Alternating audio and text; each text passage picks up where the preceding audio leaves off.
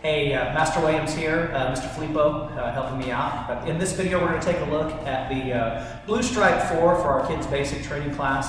I know this particular set of techniques are focused on maintaining a top mount position and being able to escape that mount using two techniques, both shark bite and snake bite, essentially our trap and roll escape to be able to work it. So we're going to start with mount. So Mr. Filippo is going to go on the bottom.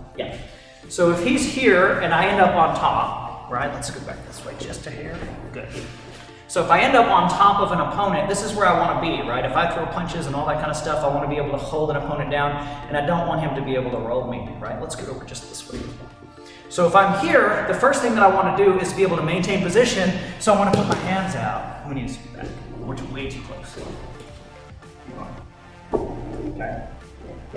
Yeah, this is where we should be. Oh, wow. So once I'm in this position, what I want to be able to do is maintain this top position in this mounted position, and I want to make sure that I'm not thrown off, right? So what I want to do is get my body weight down and low, and I want to be able to turn this way a little bit. I want to be able to use my feet to hook inside. Now I'm not hooking his foot, I'm actually hooking this part of the leg, this thigh part going up, so my feet are driving in that position and my hands are out wide to be able to keep balance. Now this first thing we call, you'll notice my knees are not on the floor, my hands are not on the floor, I'm essentially flying, we call this Superman, right? So we go back this way a little bit, so you can see Superman flying.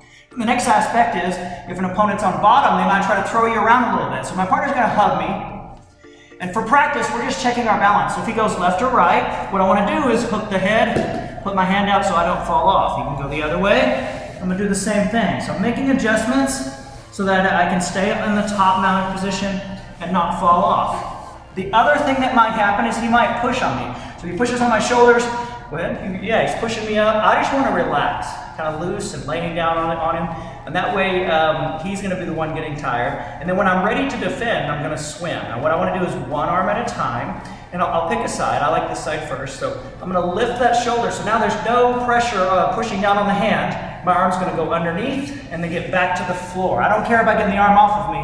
The hand going to the floor will do that. Lift the other one and do the same thing. So again, look at that swim. He pushes me.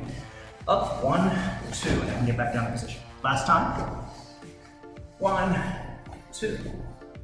So this is how we're going to be able to maintain that mount position on the top here, right? So let's take a minute, we'll look at escaping the mount. So if I wanted to be able to get out of the mounted position, if somebody's on top of me, there's a couple of ways that we can do that, and we want to make sure that we know how. So the first way that we're going to do it is an opponent's on top of us, and what we want to do is, right about here. So what I want to do here is if he is attacking me, maybe he's doing a choke or he's doing something, right? He's got his hands on me though, so that's the key here on this particular technique. This technique is called a snake bite technique. And what I'm actually doing is a trap and roll escape. It's just a standard variation. I'm controlling one arm. My hand's going to go underneath. It's important that you don't go over the top, because if I do, you just push on my bicep, and I won't be able to get the arm. So I want to go underneath. And then my hand's going to do a little monkey grip and grab this wrist right here. So you can see it grabbing that wrist. The other hand is going to be like I'm holding a glass of water and grab the elbow, okay? So I want to do that in one motion. That's why we call it snake bite, right? I want to be like a snake and get a hold of that arm pretty fast. So bam, here I am. The other aspect of it, so if you look at it from this angle, just give you a slight angle, is my foot is going to hold his foot. What I don't want him to do is when I start to try to roll him over, he sticks his foot out and stops me from rolling him. So we want to put our foot here to control that foot, control the arm, control the wrist, and then I can do my actual escape. Now how does the escape work? It is not a turn sideways. That's the biggest mistake that people make.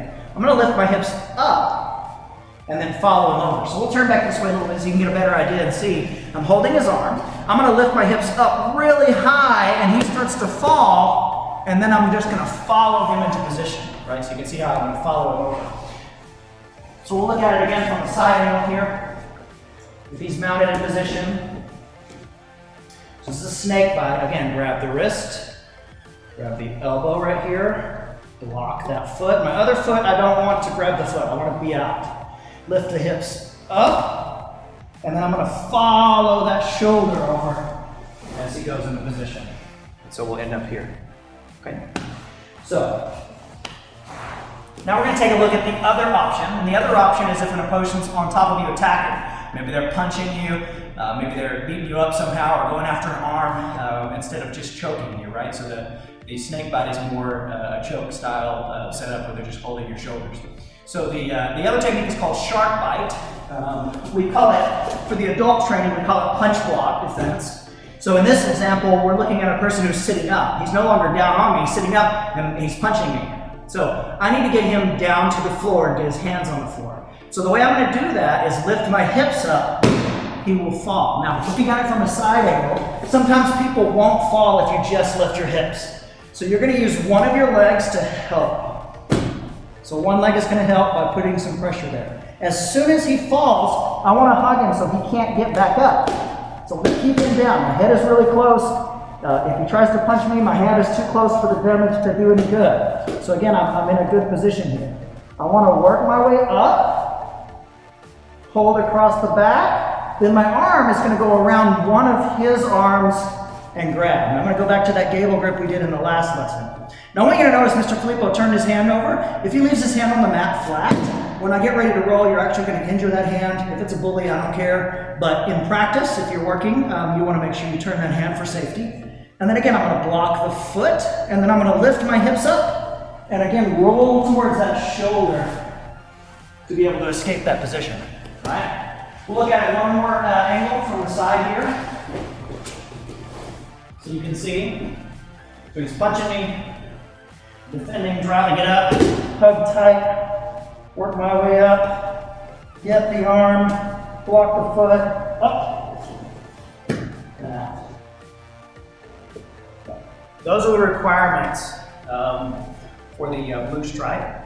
So that way, if you're in the kids' basic training, it's blue stripe 4. You'll need to be able to demonstrate all 3 positions, holding the mount, shark bite, and snake bite mount escapes.